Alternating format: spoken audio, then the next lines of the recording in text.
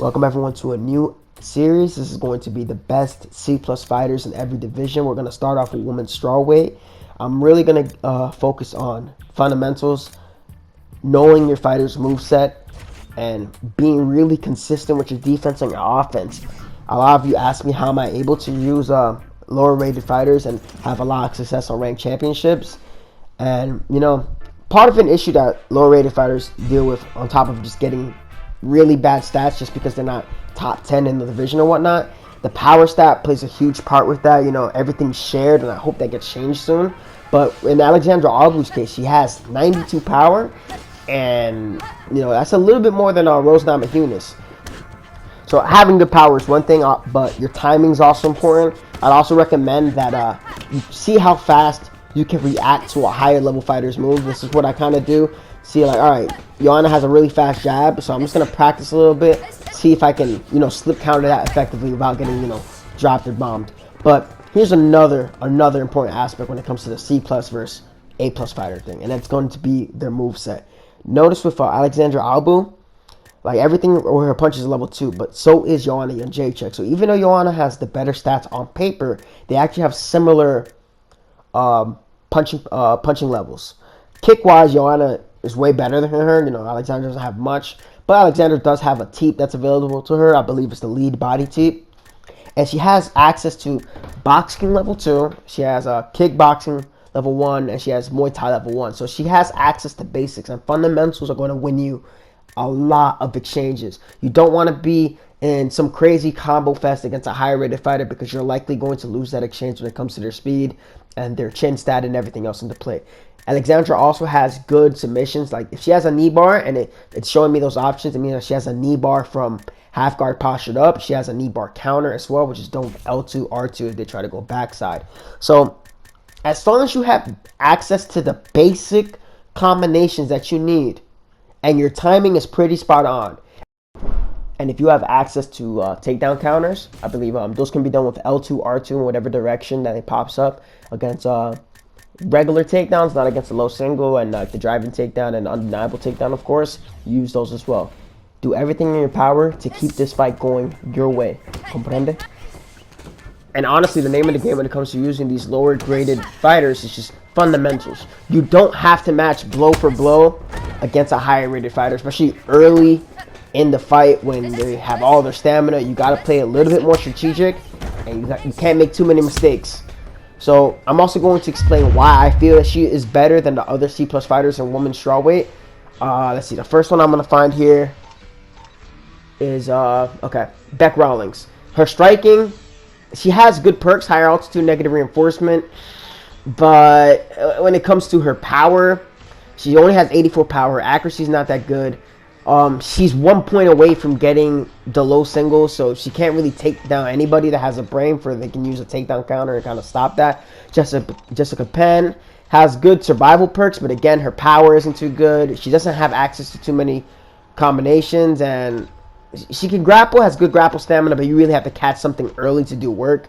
Juliana Lima, even though her clinch, she's supposed to be a clinch fighter, but nothing in the clinch is really substantial. Maybe she might have something that can catch somebody off guard. But again, it's really important with C plus fighters that you're able to strike comfortably to the point to where the person does feel threatened by what you fire back to them. Even with Kaylin Karan, she has decent striking, not the best striking, not the best power. Alex Chambers, risk reward, yeah, cool and all, but 88 power could be a little bit manageable, but her health stats are not really the best. But when it comes to Albu, 87 striking stamina, I think 85 grapple stamina, 87 endurance. And if you manage her strikes correctly, you can throw a little bit more than what you're supposed to kind of get somebody off of you, but still maintaining a good stamina advantage. And that's why I really emphasize 3-round fights. 3-round fights are the best fights to go into with a lower rated fighter. As you can see, we're going against the big staple when it comes to women's strawweight. We're going against Joanna Jędrzejczyk. Fundamentals are generally the key with C plus fighters. I'm really stating that. Like, you don't have to play too extra with a C plus fighter to get a win against a higher rated fighter. So basic combinations like the jab, straight lead, body hook work really well. You can delay the timing after the straight to kind of catch somebody off guard. Alternate up to the head and try to get that chip damage.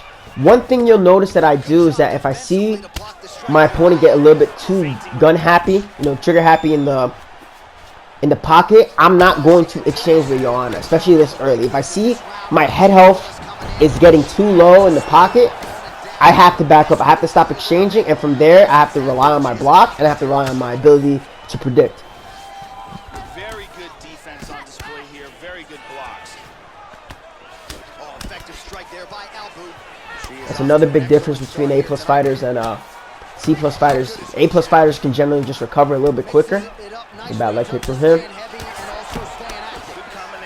But if you notice, when I'm striking, I'm really trying my hardest to avoid striking when my short-term stamina is low. You see this? I'm believing in my block, and if I see my head off is low, I'm just, alright, just get back up out of here. Don't retreat too much. Don't go all the way to the cage. Just try to somewhat control the center, but don't give him too much ground.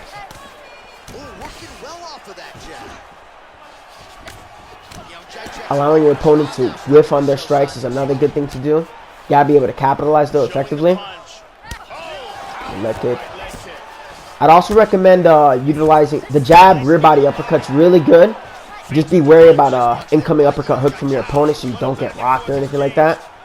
It's a really good sneaky strike to throw, especially when your opponent has low short-term stamina. Even though I can't see this guy's short-term stamina, Q-taunt. I know that after he misses a strike or after he's thrown a strike, there's going to be a window of opportunity that I can land a strike to the body. Oh, nice. Push kick there to the body. I'm utilizing that the body teep.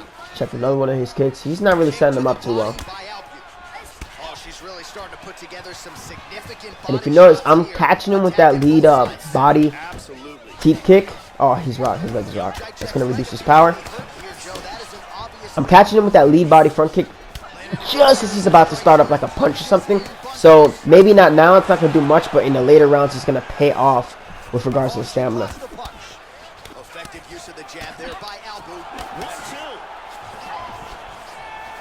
Another key thing is trying to keep the combination short. If your opponent's getting a little bit too comfortable. Don't know how that body kick landed.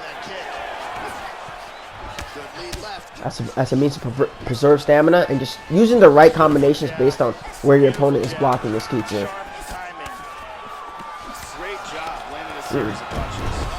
If you notice though what I'm doing too to kind of target the stamina of Joanna, I don't want to grapple too early with Albu. Maybe because I'm confident in my striking as well. The game already told me great round. But if you catch somebody's knee or their kick, if you press one of the kicking input buttons, like PlayStation X or circle, you're going to damage their long-term stamina, you're going to damage their body health. And when it comes to fighting a higher-rated fighter, usually they have a pretty good chin. So targeting the body works really well, as long as you can sneak those in and not get caught by anything stupid. As you can see right there, given by the sliver of his stamina there, we're similar amount. Even though Joanna has 97 striking stamina. And this all comes down to my shot selection with Alexandra Albu. I'm not going to get too overzealous there. He lands from the shouldn't.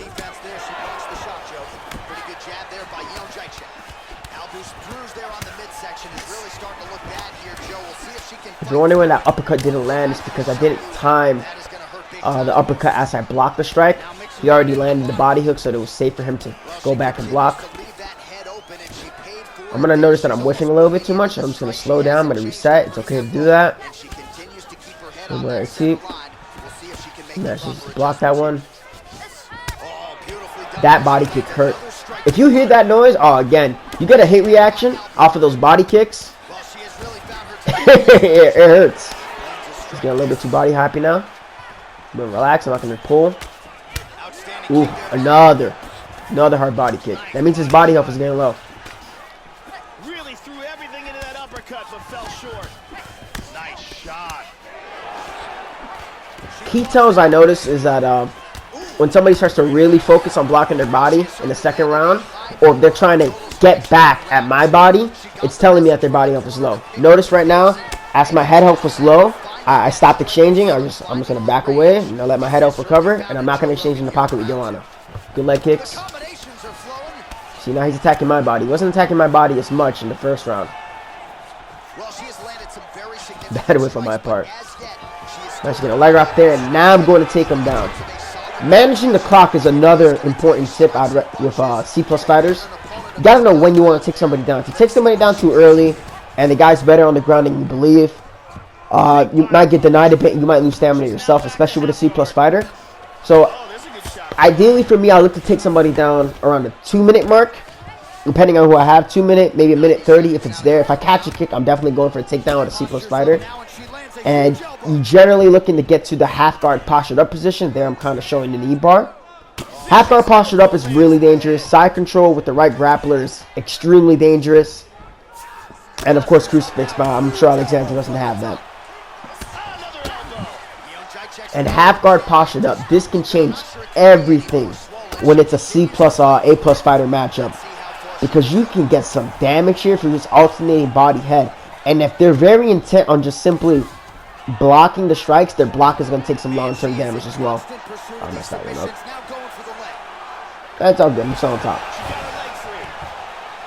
So with regards to grappling with a C+ fighter, you really want to emphasize control. Get as much damage as you can, but don't kill your stamina doing so. If you feel like you've already done enough damage on the feet, and now you're just controlling on the ground, maintain your position over the submission. So now we're heading into round 3. Wrestling clinic, you're ahead in this fight. Then you work on the ground, keep up the pressure, and finish strong. Alright, so I'm up 2 rounds. I'm still gonna play very smart. I'm not gonna force a finish. Right? I'm the one that's up right now. I have the fighter that's 3 grades lower than what this guy has. I don't have to make any unnecessary mistakes. I know he's going to be more aggressive. I'm just going to try to push the pace. So I'm just going to be relaxed, and I'm going to take what's there. I know that his body is hurting based on the sound from my body kicks against him. The way my hooks were causing that hit reaction. And as you can see right there, that body work, even though he has 97 striking stamina with Joanna, we're about the same. And I have 87 striking stamina with Alexandra Albu. Oh, he tried to go to the body. Head rock, body rock, and he's dropped. We're going to go for the arm bar. And fundamentals. Fundamentals is how I got that drop. And we got the sub. Perfect. Fundamentals are extremely, extremely important when it comes to matchups like this. Play smart, play intelligent, don't be too passive. Know when to turn it up when you need to, and get your wins and steal some points off of some players. This is episode 1 for the best C+ fighters in every division for now. This is who I feel is the best C+ fighter in the women's strawweight, and that's going to be Alexandra Albu. Next up is going to be, I believe, women's bantamweight. That one's going to be tough. Honestly, that one's going to be pretty tough. But we'll see what I can do. Barrel 17. Hope you guys appreciate the video. I'm out of here. She gets the win by submission tonight.